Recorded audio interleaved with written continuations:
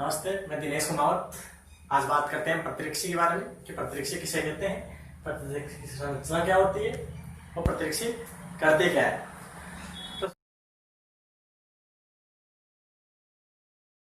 तो सबसे बात करते हैं प्रतिरक्षा। तो आप वर्तमान खतरे हैं, मुख्य रूप से कोरोना बोल रहे हैं। बहुत ज्यादा बीमारी फैल चुकी है कोरोना, और बढ़ाने की इम्यूनिटी पावर बढ़ाइए, अपनी प्रतिरक्षा तंत्र को मजबूत कीजिए। तो प्रतिरक्षा तंत्र जो रोगों से लड़ने की क्षमता पाई जाती है शरीर में, उसे संबंधित तंत्र को प्रतिरक्षा तंत्र कहते हैं।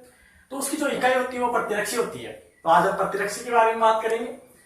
तो प्रतिजन के विरुद्ध बनने वाली संरचना को हम प्रतिरक्षी कहते हैं। इसे इम्यूनोग्लोबिन यानी आईजी भी कहा जाता है। ग्लोबिन एक प्रकार की प्रोटीन होती है, और जिस प्रोटीन से मिलकर ये बनी होती है उसे गामा ग्लोबिन प्रोटीन कहते हैं। इसका निर्माण प्लाज्मा सेल्स द्वारा होता है। प्लाज्मा सेल एक प्रकार से रक्त में पाई जाती है, और प्लाज्मा थेरेपी का उपयोग भी किया जा रहा है कोरोना की टाइम।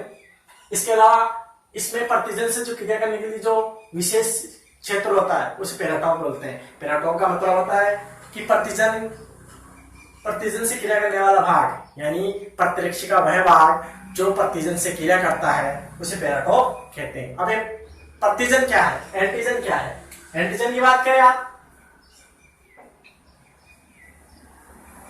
एंटीजन की बात करें यानी प्रतिजन, एंटीजन, प्रतिजन। तो जितने भी सूक्ष्म जीव हैं, रोग कारक हैं, चाहे वायरस हो, चाहे जीवाणु हो, या इसके अलावा कोई कवक हो, इनको हम प्रतिजन कहते हैं। इसके अलावा प्रतिजन एक प्रकार से दूसरी परिभाषा दे सकते हैं इसकी कि वह बाह्य आंतरिक प्रोटीन जो प्रतिरक्षियों के बनने को प्रेरित करता है, इसलिए प्रतिजन ही कहते हैं। तो ये प्रतिरक्षी के बारे में हो गया। इसके अलावा इसके प्रकार की बात है, 5 प्रकार होते हैं: आईजीजी, आईजीएम, आईजीए और आईजीडी, आईजीई।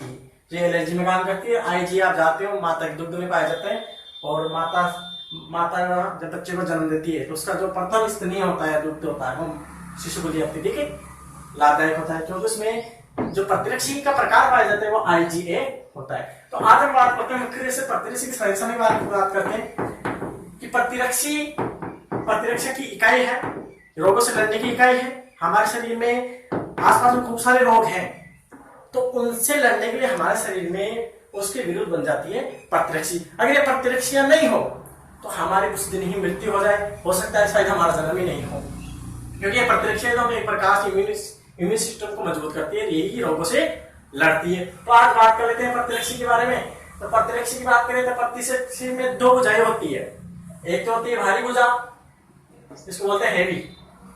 एक तो होती है भारी भुजा जिसको बोलते हैं हेवी, और एक होती है लाइट भुजा यानी हल्की भुजा। यानी भारी भुजा और हल्की भुजा आपस में मिलकर एक द्विवलक का निर्माण करती है, जिसको हम HL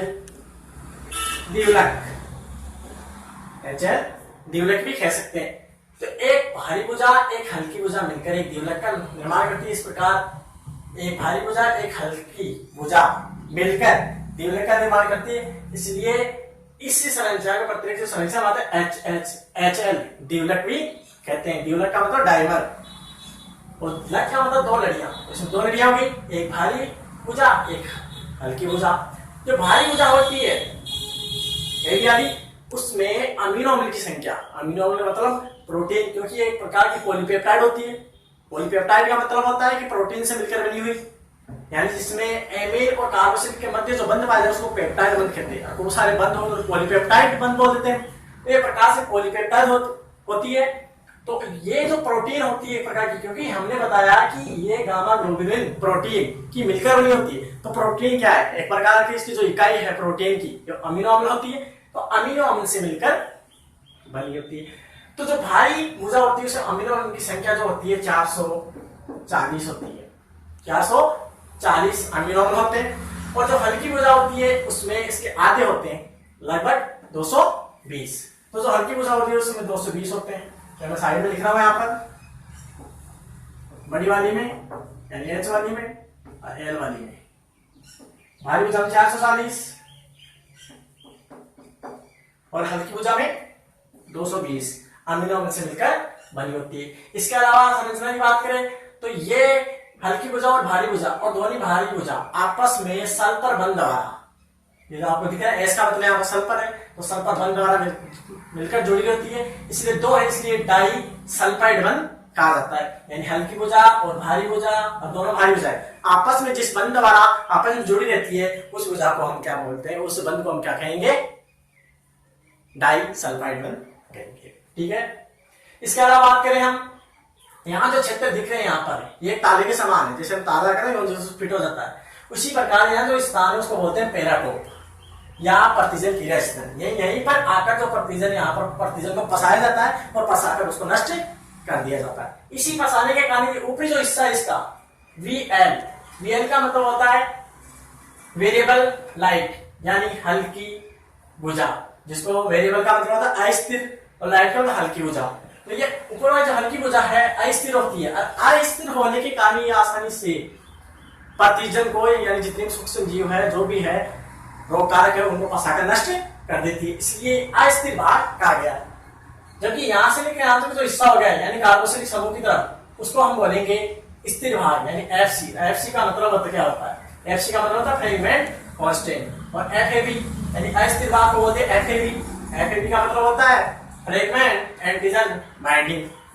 तो ये स्थिर होता है, जिस प्रकार हम पेड़ों को रोके रखते हैं, हाथों लड़ने के कार्य करते हैं, तो रोके रखने के लिए क्या है, स्थिर भाग। और ऊपरी भाग क्या हो गया, जो एमीन समूह की तरफ है, वो तो अस्थिर भाग FAB यानी फ्रेगमेंट एंटीजन बाइंडिंग। इसके अलावा जो नीचे की तरफ पाया जाता है कार्बोक्सिलिक समूह की तरफ, उसको स्थिर भाग यानी FC यानी फ्रेगमेंट कांस्टेंट कहा जाता है।